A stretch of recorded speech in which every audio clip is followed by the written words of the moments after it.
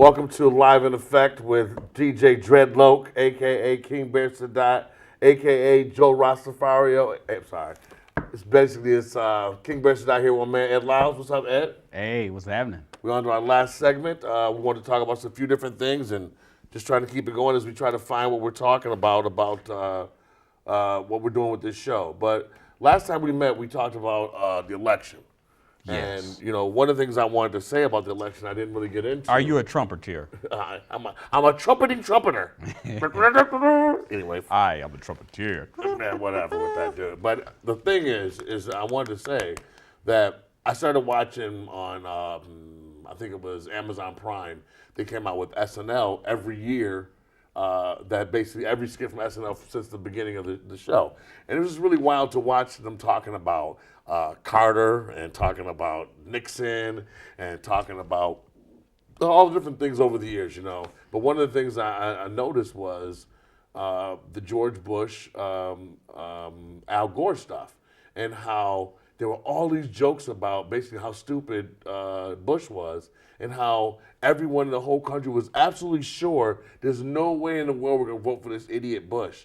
And just watching the same way SNL was making fun of Trump. And I just kept saying to myself, the same thing is happening. The whole country is like, there's no way. And meanwhile, at the end of it, they end up voting for Trump. But I just want to say, it just tripped me out watching SNL, seeing how that same thing developed. The same thing where the outside of America thought there's no way. Meanwhile, middle America was like, yeah, that's our man.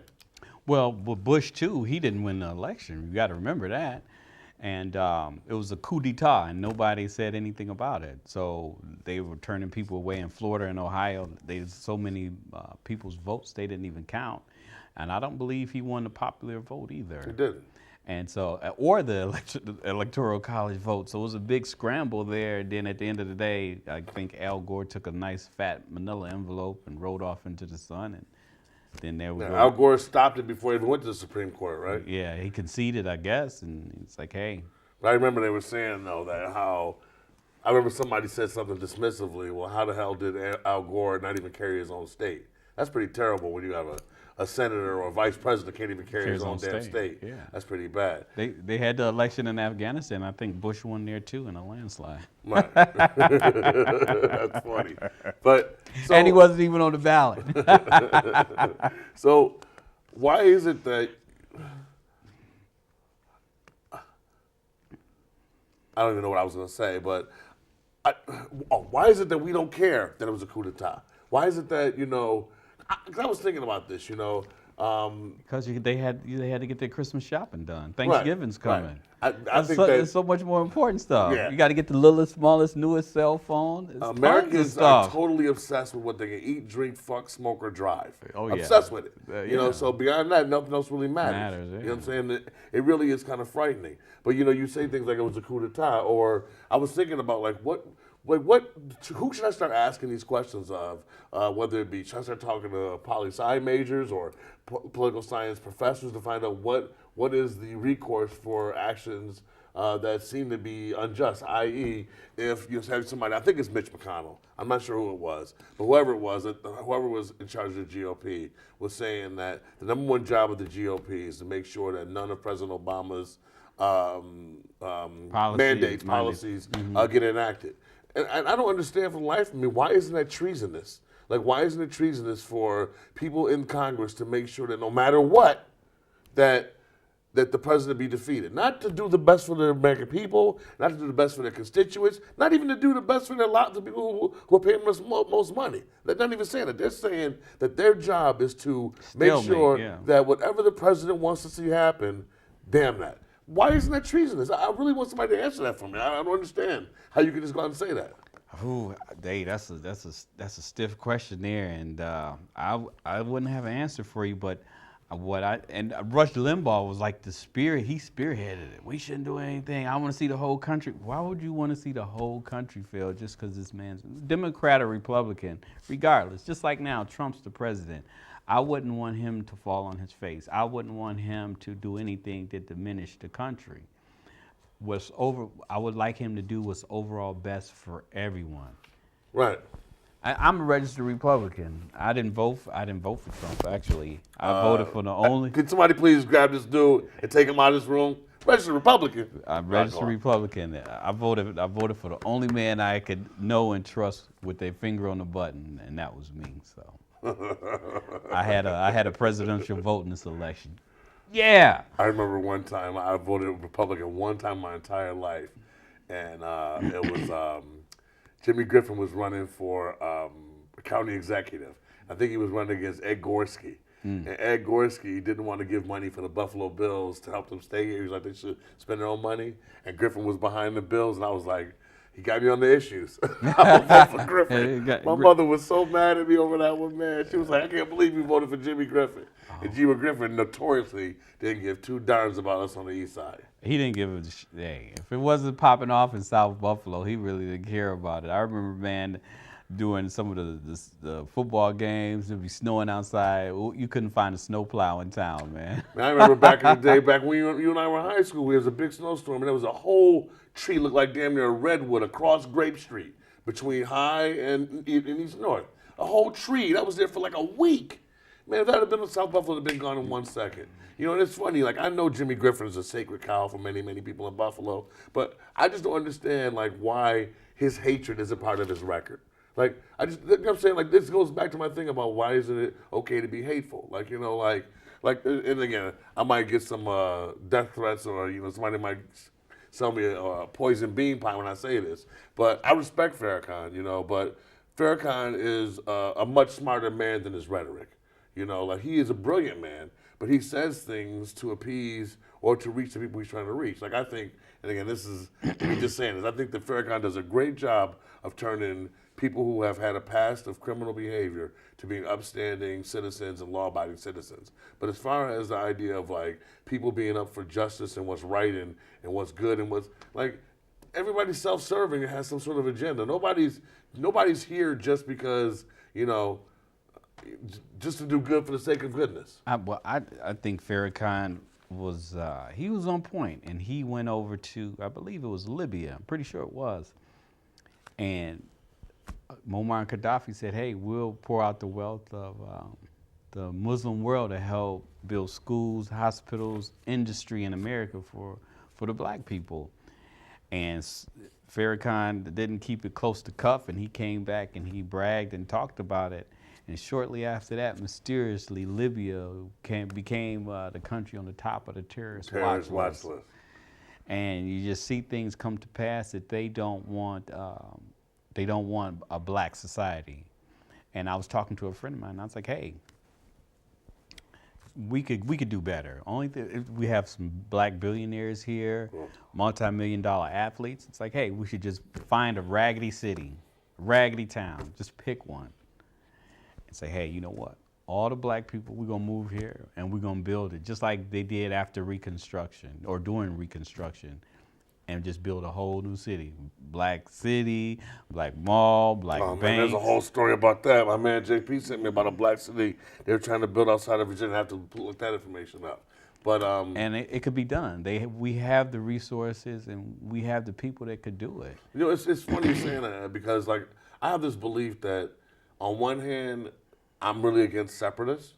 Like, I don't like the idea of people separating and having their own thing and damn everybody else. And if you're not part of us and you're not as good as us, or we're elite and all this other stuff, like, I'm not with that. But at the same time, I do think there's value in people having a structure by which they take care of themselves. We got to have something. We don't have anything. We don't have anything.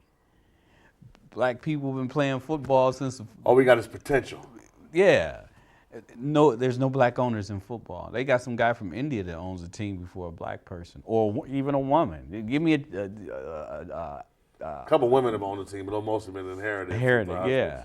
So, and it's like, man, we don't have anything. And I think Marcus Garvey owned his own. He has some ships. Yeah, the Black Star Liner. And after that, hell no.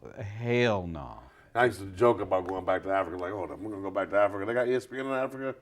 They don't got ESPN, and I don't even know what They else. got I do. African ESPN. You must be better love some When's the soccer. NCAA tournament in Africa? What they got? Zimbabwe versus Zimbabwe U versus Nairobi. Nairobi, yeah.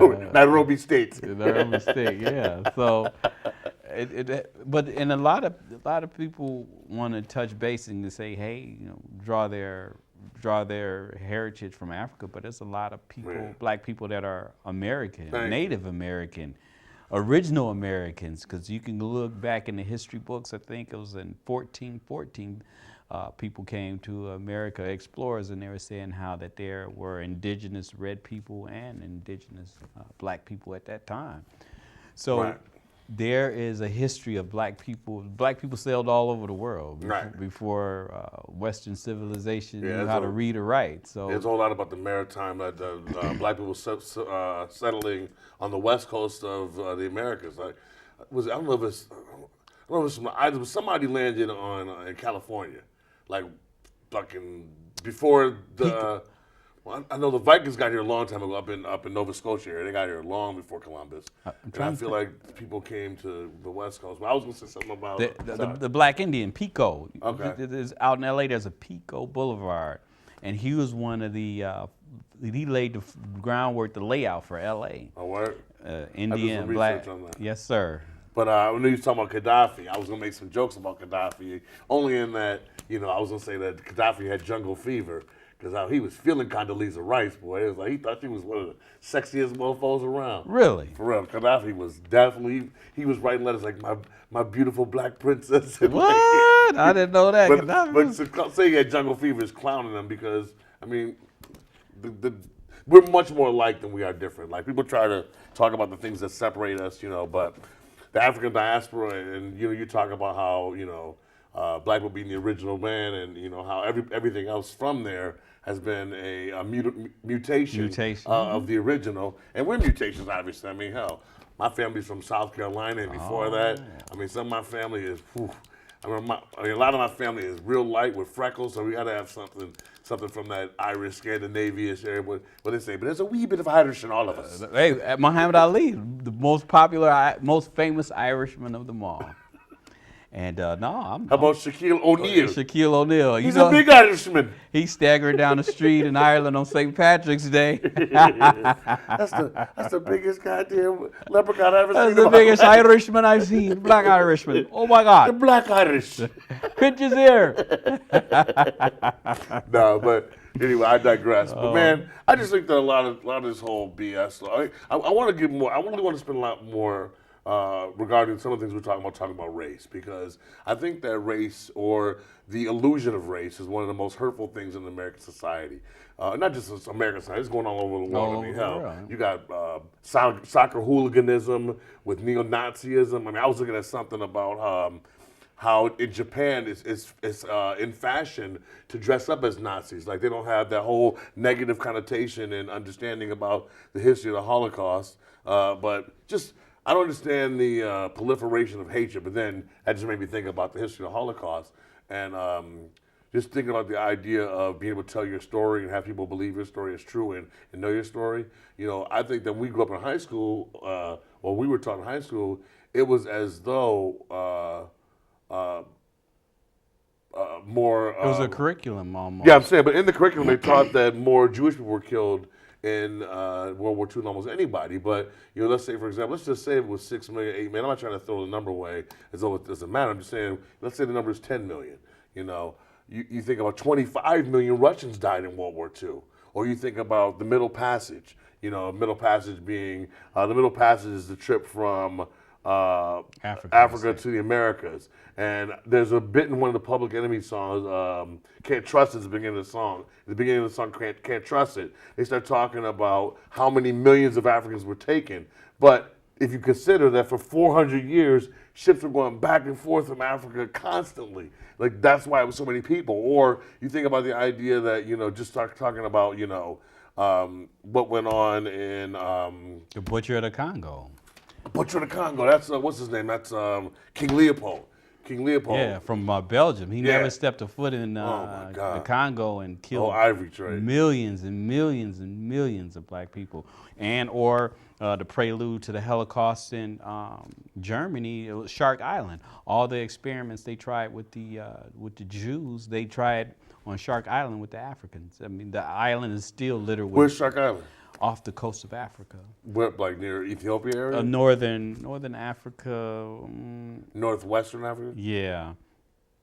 Well, too bad we don't have